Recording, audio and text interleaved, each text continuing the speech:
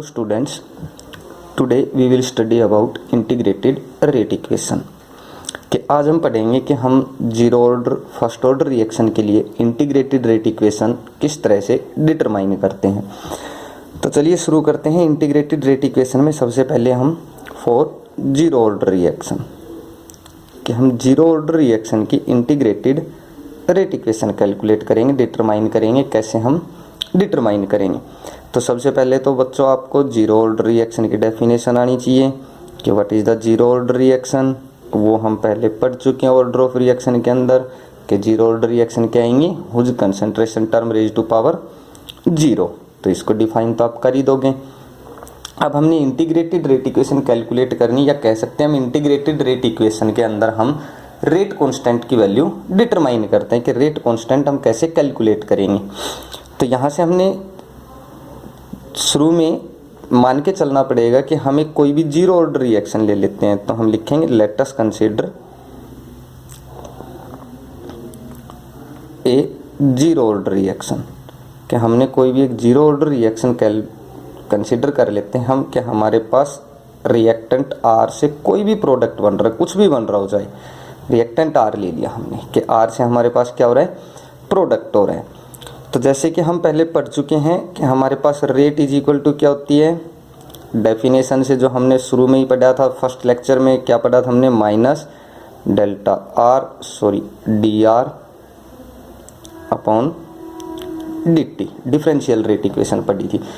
इसी तरह हमारे पास rate is equal to according to rate law क्या कहता है कि rate is equal to K are to the power zero, क्योंकि जीरो ऑर्डर है, कंसंट्रेशन की टर्म जीरो जाएगी। तो R to the power zero from 1 and 2 we can say that minus D R upon D t is equal to हमारे पास क्या आ जाएगा यहाँ से k are to the power zero, किसी की पावर जीरो 1, डी टी इधर आ जाएगा, माइनस के साइन को मैं इधर ही ले आऊँ। D r is equal to हम क्या लिख सकते हैं, माइनस के D t. This is equation third, integrating equation third on both side. क्या आप इंटीग्रेशन कर दीजिए, इंटीग्रेशन करेंगे, integrating equation third, equation third का इंटीग्रेशन करेंगे। Integration of D r is equal to minus के डी टी। यहाँ से हमारे पास डी एक्स का इंटीग्रेशन एक्स, तो क्या आ जाएगा, r is equal to minus constant है ये, तो डी टी का टी हो जाएगा क्योंकि टाइम के रिस्पेक्ट में हम इंटीग्रेशन कर रहे हैं। तो हमारे पास R is equal to minus के टी और प्लस क्या आ जाएगा हमारे पास I, where I is the, जैसे हम मैथ के अंदर इंटीग्रेशन के अंदर क्या लगाते हैं, कॉन्स्टेंट सी लगाते हैं, यहाँ पे हमने आई लगा दिया। तो हमारे पास आई क्या है, यहाँ पे I is the integrating constant. This is equation 4 आ जाती है हमारे पास, ये इक्वेशन 4। अब देखिए बच्चों यहाँ पे क्या आया हमारे पास, इक्वेशन क्या आई है कि r is equal to minus के टी प्लस आई आई है। यदि हम टाइम जीरो ले कि क्या आ जाए हमारे पास, at T is equal to zero. Time zero का मतलब क्या है, टाइम जीरो का मतलब है जब रिएक्शन शुरू ही नहीं हुई, हमारे पास रिएक्शन है ही नहीं। तो at T is equal to zero होगा तो हमारे पास ए बी, ये जो हमारे पास आर है कि हमने जो रिएक्टेंट की कंसंट्रेशन आर ली है हमने, ये जो आर है हमारे पास, ये भी क्या हो जाएगा हमारे पास, ये भी इनिशियल कंसंट्रेशन लेंगे और वो मान लिया हमारे पास क्या थी, आर नोट थी। This r naught is the initial concentration at initial time. Initial time means time जब जीरो आपके पास, तो at T is equal to zero then r is equal to क्या आएगा हमारे पास, आर नोट। तो putting value in equation 4, time अगर जीरो लोगे तो आर की जगह क्या आ जाएगा हमारे पास, आर नोट लिख दोगे। सो इक्वेशन 4 बिकम्स, इक्वेशन 4 क्या बन जाएगी हमारे पास के R naught is equal to minus के इंटू जीरो प्लस आई, और I is equal to are naught. अब इस वैल्यू को I is equal to are naught, I की वैल्यू अगर हम इक्वेशन 5 में रख दें, putting value of I in equation 4, equation 4 के अंदर अगर हम I की वैल्यू रख देंगे तो हमारे पास क्या आ जाएगा, R is equal to minus के टी प्लस आर नोट। तो रख दीजिए, हमारे पास क्या आ जाएगा कि R is equal to minus के टी प्लस आई की जगह क्या आ जाएगा, आर नोट आएगा हमारे पास। तो ये हमारे पास इक्वेशन आ जाती है कौन सी, इक्वेशन नंबर 5 कि R is equal to, sorry r naught नहीं, R इज इक्वल टू आएगा, इक्वेशन 4 के अंदर रख रहे हैं R is equal to minus के टी प्लस आर नोट आएगा कि R is equal to minus के टी प्लस आर नोट। अब हमारे पास एक मैथमेटिकल इक्वेशन आती है स्ट्रेट लाइन इक्वेशन। तो इस अगर इक्वेशन 5 को कंपेयर कीजिए, comparing equation 5 with straight line equation. Straight line equation क्या आती है, हमने 11th में सीखा y is equal to M X plus C. अगर इस y को हम x के अगेंस्ट प्लॉट करते हैं तो हमारे पास स्लोप क्या आएगा, m एंड इंटरसेप्ट c। इसी तरह सिमिलरली क्या लिखेंगे हम, if we plot r against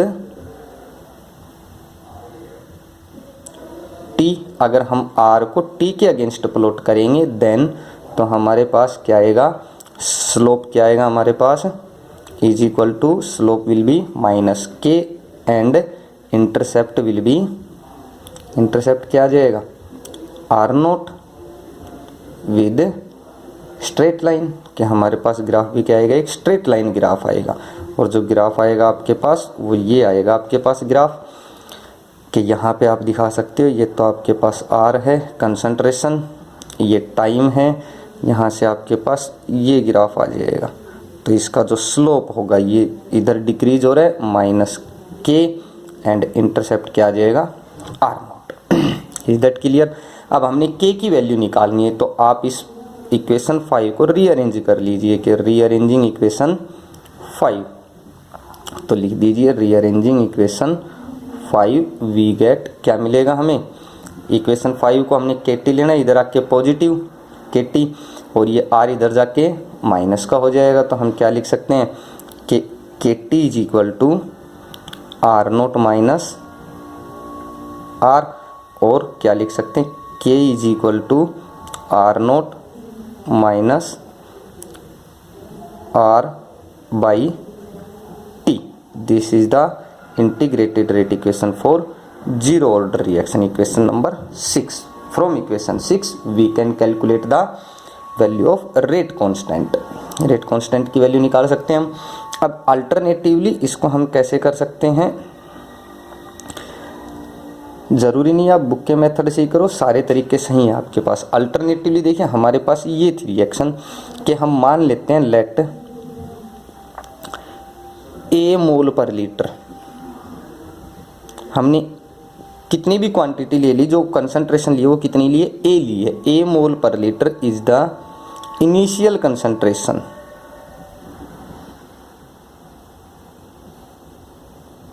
हमने इनिशियल कंसंट्रेशन ले ली एंड, और क्या मान लेते हैं हम कि एक्स मोल per litre changes into product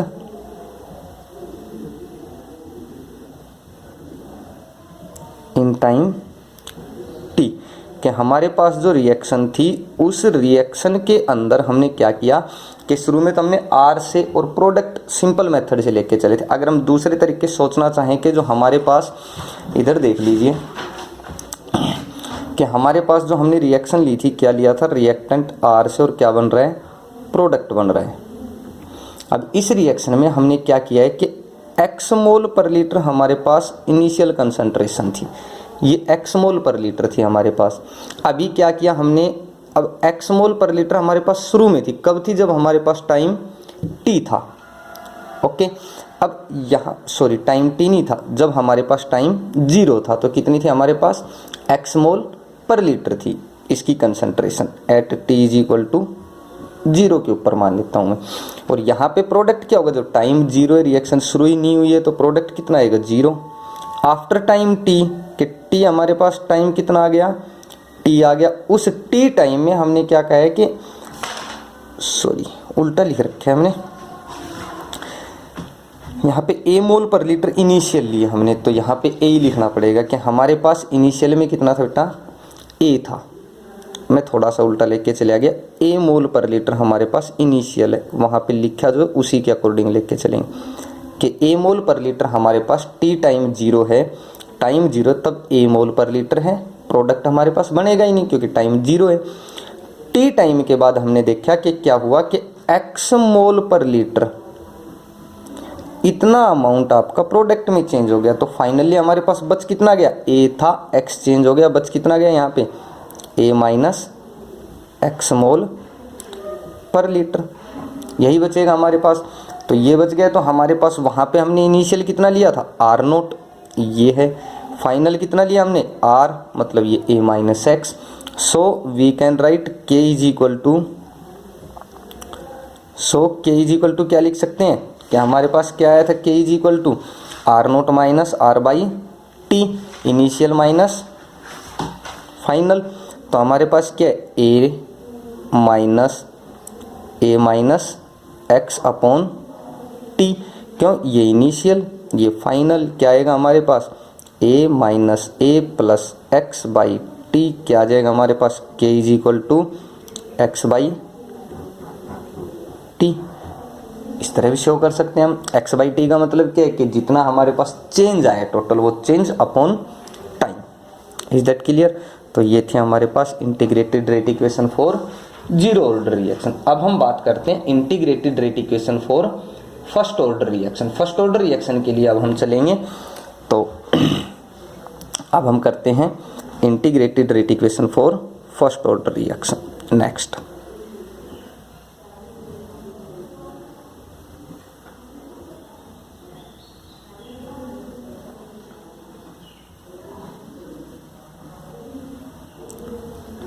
तो देखिए वही है जैसे हमने फर्स्ट ऑर्डर जीरो ऑर्डर में किया था वैसे ही फर्स्ट ऑर्डर में करना है। सबसे पहले आपने क्या करना है, फर्स्ट ऑर्डर की डेफिनेशन लिखोगे। अब मैं लैंग्वेज कम से कम लिखने की कोशिश करूंगा क्योंकि आपने जीरो ऑर्डर को मैंने फुल्ली एक्सप्लेन कर दिया है, अब वहाँ से आप कर लोगे लैंग्वेज। तो यहाँ से सबसे पहले फर्स्ट ऑर्डर की डेफिनेशन लिखोगे, those reaction whose concentration term raise to power zero. Similarly बिल्कुल वैसे ही करना है जैसे हमने पिछले टॉपिक में किया है कि let us consider a first order reaction, कि हम मान लेते हैं let us consider a first order reaction, कि हमने फर्स्ट ऑर्डर की कोई भी एक रिएक्शन मान लेते हैं हम, जैसे हमने पिछले माना था कि रिएक्टेंट आर से और क्या बन रहा है, प्रोडक्ट बन रहा है, कोई भी प्रोडक्ट बन रहा हो। अब यहाँ से रेट इज इक्वल टू मैं डायरेक्ट लिख सकता हूँ कि according to definition minus D R upon D T, and according to rate law क्या आ जाएगा, के आर की पावर 1, क्योंकि फर्स्ट ऑर्डर है वही आ जाएगा, ये इधर चल जाएगा, आर को हम इधर लेके आएंगे, माइनस उधर चल जाएगा, क्या आ जाएगा हमारे पास D R upon R is equal to minus के D T. Integration on both side, integration कर दीजिए। इंटीग्रेशन करने पर क्या आएगा हमारे पास कि integration of D R upon R is equal to minus integration of K D T. D X upon X का इंटीग्रेशन क्या आता है, L N X log of X is equal to minus के डी टी का T plus integrating constant I. This is equation number, हम equation शुरू से आपने मान के चलनी है, वैसे ही मान लीजिए यहीं पे मैं लिख देता हूँ, this is equation number first. आप शुरू से वो इक्वेशन वैसे ही लेते चलना। तो हमारे पास ये फर्स्ट इक्वेशन आ गई, L N x is equal to minus के टी प्लस आई। अब सेम एज वैसे ही at T is equal to zero, यदि हमारे पास T is equal to zero है, at T is equal to zero, time zero है, तो हमारे पास आर भी क्या आएगा, हमने इनिशियल कितना ले लिया, जब टाइम जीरो है तो इनिशियल कंसंट्रेशन भी क्या आएगी कि रिएक्शन तो शुरू हुई नहीं है, तो हम क्या लिख देंगे r is equal to are naught, यही आएगा हमारे पास। तो putting value in equation first, या क्या लिख दोगे, सो इक्वेशन 1 बिकम्स, इक्वेशन 1 जो हमारे पास आई थी क्या थी, l N x is equal to minus के टी प्लस आई। टी की जगह जीरो रख दीजिए, क्या आ जाएगा एल एन एक्स नहीं आएगा, वहाँ पे डी आर अपॉन आर था, डी एक्स अपॉन एक्स का एल एन एक्स होता है, डी आर अपॉन आर का एल एन आर आ जाएगा।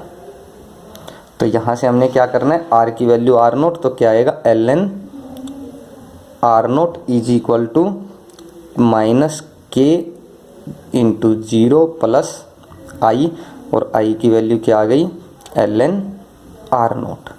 तो यहाँ से हमारे पास इस वैल्यू को इक्वेशन 1 में रख दीजिए। Putting value I in equation first में रखोगे, हमारे पास क्या आ जाएगा कि L N R is equal to minus के टी प्लस आई की जगह क्या आ जाएगा L N R naught. This is equation number second के L N R is equal to क्या आएगा हमारे पास माइनस के T plus L N R naught, यही आएगा हमारे पास। अब हम बात करते हैं कि हमारे पास वही comparing equation second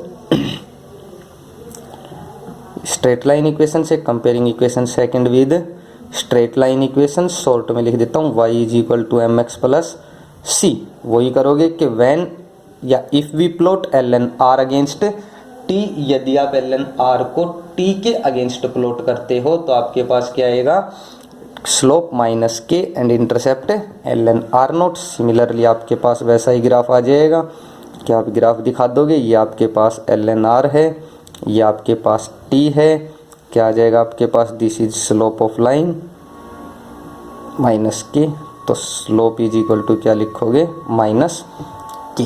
is that clear.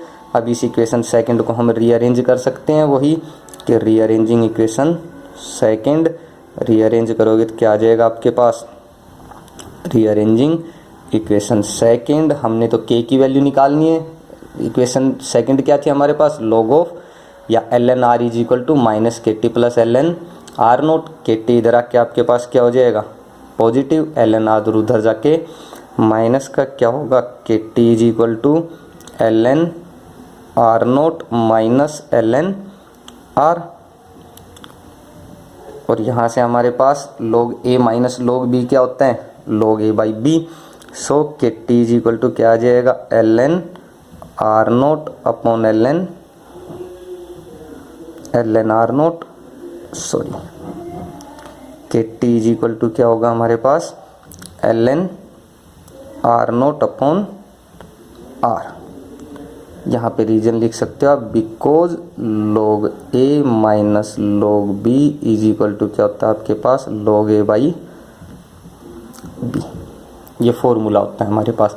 तो यहाँ से के टी इज इक्वल टू क्या आ गया l N R naught upon r, और टी इधर जाके डिवाइड हो जाएगा, नेचुरल लॉग को log बेस 10 में चेंज करते तो क्या करते 2.303 से मल्टीप्लाई, के इज इक्वल टू क्या आ जाएगा हमारे पास 2.303 upon t log of r naught upon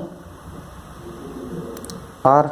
this is equation number third and this equation is known as integrated rate equation for first order reaction. यहाँ से हम के की वैल्यू कैलकुलेट कर सकते हैं। अगर आप वही करना चाहो जैसे हमने पीछे किया था अल्टरनेटिवली, अगर कंसंट्रेशन मान के करना चाहते हो तो आप ऐसे भी कर सकते हो कि अल्टरनेटिवली फिर वो पूरा कैलकुलेट करना पड़ेगा।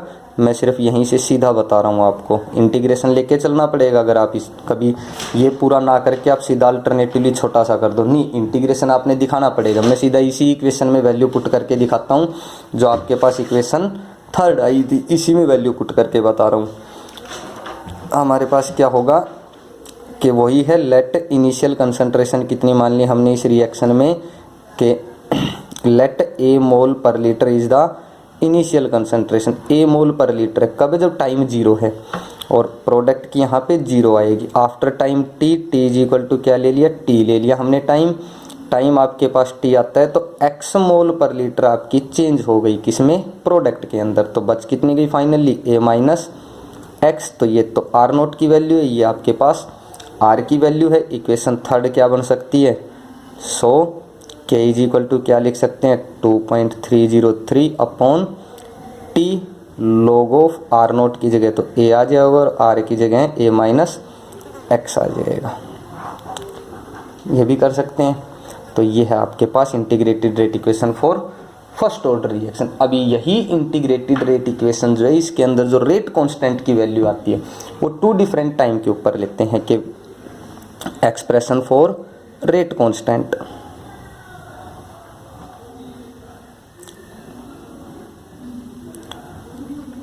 Expression for rate constant of first order reaction. First order reaction की जो एक्सप्रेशन आती है रेट कांस्टेंट के लिए, उसकी जो एक्सप्रेशन आएगी वो 2 डिफरेंट टाइम के ऊपर, एट 2 डिफरेंट टाइम्स। क्या आपने 2 डिफरेंट टाइम्स ले लिए, उनके ऊपर आपने बताने कि हमने मान लीजिए टाइम ले लिया t1 और दूसरा टाइम ले लिया हमने t2। तो देखिए हमारे पास इक्वेशन आई थी एक पीछे, क्या आई थी इक्वेशन, इक्वेशन नंबर जो हमारे पास सेकंड बनी थी कि ln r is equal to क्या आया था -kt plus ln r naught. यही इक्वेशन लेके चलेंगे हम सेकंड वाली। तो इसमें क्या लिख सकते हैं कि as ln r is equal to क्या आया था हमारे पास, ln r is equal to -kt plus ln r naught. This is equation मान लेता हूं मैं a। Is that clear? ये इक्वेशन आई थी हमारे पास ln r is equal to -kt plus ln r naught. हमने 2 डिफरेंट टेम्परेचर लेने, तो सबसे पहले मैं टाइम ले लूँ t1 कि at t is equal to t1, t is equal to t1 लिया है तो ln r is equal to क्या लूँगा मैं, ln r1। अब इनिशियल तो वही लेनी है हमने, जो इनिशियल का मतलब क्या, जो हमारे पास शुरू में थी वो तो यही रहेगी, जहाँ से रिएक्शन शुरू हुई थी तब तो यही थी। हमारे पास टाइम के अकॉर्डिंग केवल चेंज कंसंट्रेशन जो आएगा वो चेंज होती रहती है, वो बदलेगी। तो हमारे पास अगर टाइम t1 है तो ln r is equal to ln r1। तो हमारे पास इक्वेशन क्या बन जाएगी फर्स्ट के ln r is equal to ln r की जगह तो r1 हो जाएगा, ln r1 is equal to -k t1, t की जगह t1 plus ln r naught. This equation b, ये मैं क्या मान लेता हूँ, इक्वेशन हमारे पास क्या बन जाती है, b बन जाती है। इसी तरह हमारे पास at t is equal to मैंने क्या ले लिया t2, तो ln r is equal to क्या आ जाएगा हमारे पास, ln r2, यही आएगा। तो इक्वेशन a क्या बन जाएगी हमारे पास कि ln r2 is equal to -kt2 plus ln r naught. This equation c। अब मैं यहाँ से करूँ क्या कि subtracting equation c from b, के इक्वेशन c को b में से घटा दीजिए। इक्वेशन c को घटाना हमने b में से, तो हमारे पास क्या आ जाएगा, ln r1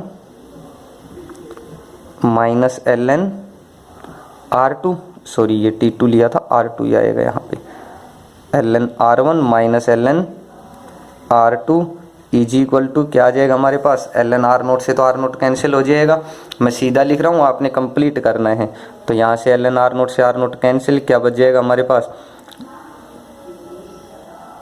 kt2 minus kt1, क्योंकि देखिए ये माइनस बन जाएगा, ये प्लस हो जाएगा, ये माइनस हो जाएगा, कैंसिल, kt2 प्लस का kt1 माइनस का, यही लिखा है मैंने kt2 माइनस kt1। अब यहाँ से k क्या आ रहा है, कॉमन आ रहा है हमारे पास, ये क्या बन जाएगा ln r2 minus ln r1, sorry ln r1 minus ln r2, log a minus log b, log a by b।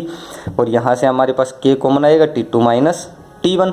तो इक्वेशन ये हमारे पास क्या बन जाएगी कि ln r1 upon r2, ln r1 upon r2 is equal to k t2 minus t1। और natural log को बेस 10 में बदलेंगे तो क्या आ जाएगा हमारे पास, 2.303 से मल्टीप्लाई और t2 माइनस t1 इधर आके डिवाइड हो जाएंगे, तो k हमारे पास क्या आ जाएगा 2.303 upon t2 minus t1 ln r1 upon r2। ये 2 डिफरेंट टाइम्स के ऊपर आ जाएगा, हमारे पास कंसंट्रेशन डिफरेंट दे रखी होगी डिफरेंट टाइम के ऊपर। तो this is the integrated rate equation for first order reaction हमने पढ़ी है। इसी के साथ हमने इसके रेट कांस्टेंट की एक्सप्रेशन पढ़ी है, 2 डिफरेंट टाइम्स के ऊपर पढ़ी है हमने। अब नेक्स्ट लेक्चर में हम पढ़ेंगे हाफ लाइफ, उससे रिलेटेड हम कुछ एक न्यूमेरिकल्स करेंगे। पीछे मैंने कुछ एक न्यूमेरिकल्स कराए हैं, तो प्रैक्टिस करते रहना है बेटा आपने। Okay, thank you.